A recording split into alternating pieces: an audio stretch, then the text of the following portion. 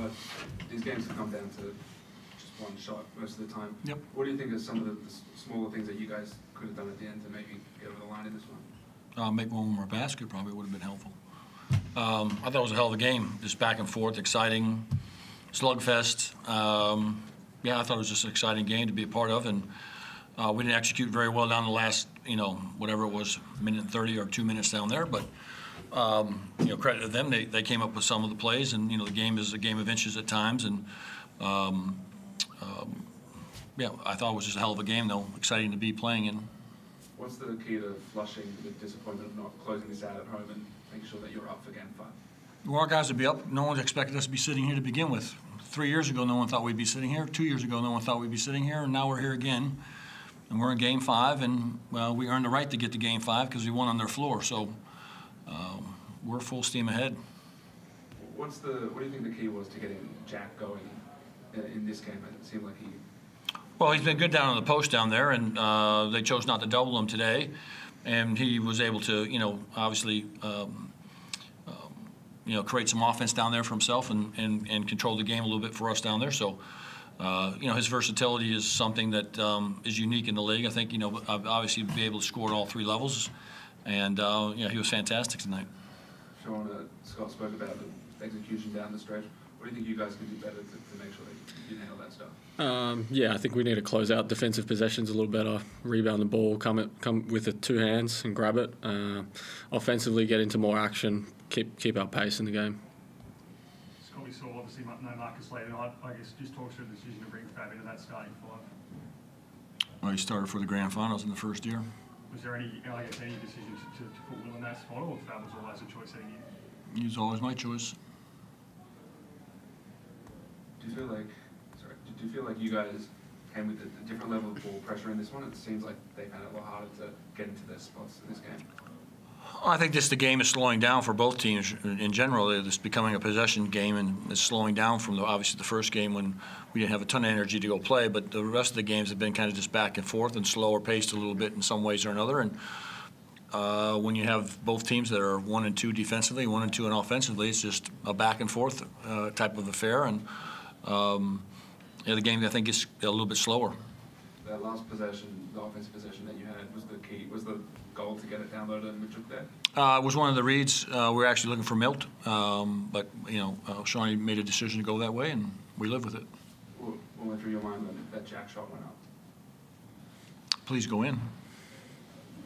Pretty simple. What were your thoughts on the coach's challenge there, sort of midway through for you guys?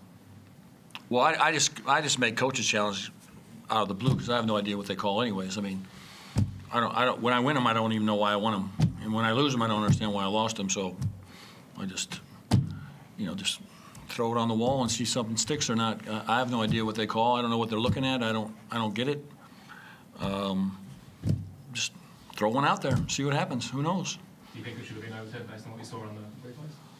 But again, I don't know what they're looking at. Obviously, from our perspective, it would be, and then there's other ones where I have no idea that we can even win this challenge, and we challenge it, and all of a sudden we've won it. So I got zero clue.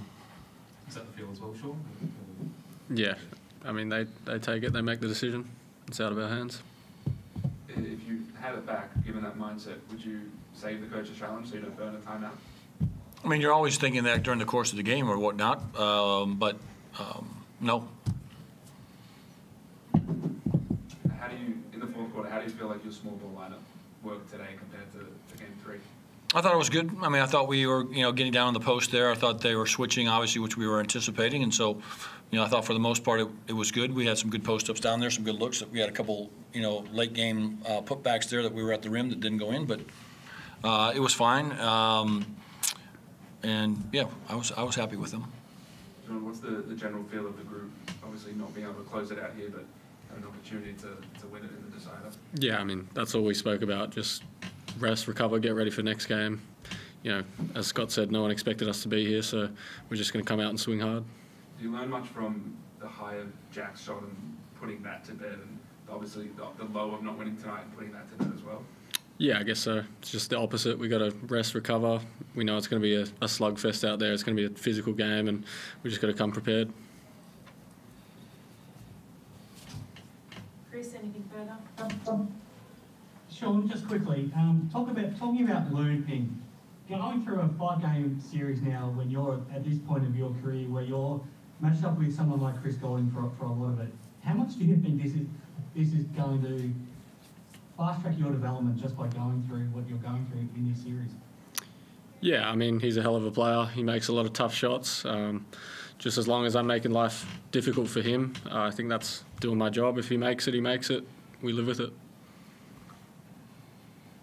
Obviously, you've got the job to be done on Sunday, but to be in this position, you're still a development player. It's an incredible thing, and Scott talked about you being the next star of this team. But for you to be playing such a big role on a team now playing for a championship, do you pinch yourself sometimes?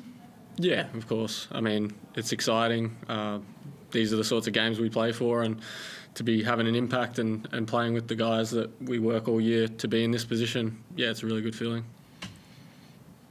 Scott, if I told you at the start of this series that you'd be going to Game 5 and having the chance to win a championship on Sunday, you would have taken it. How are you feeling now that it's all or nothing now on Sunday going to the game? How are you feeling personally?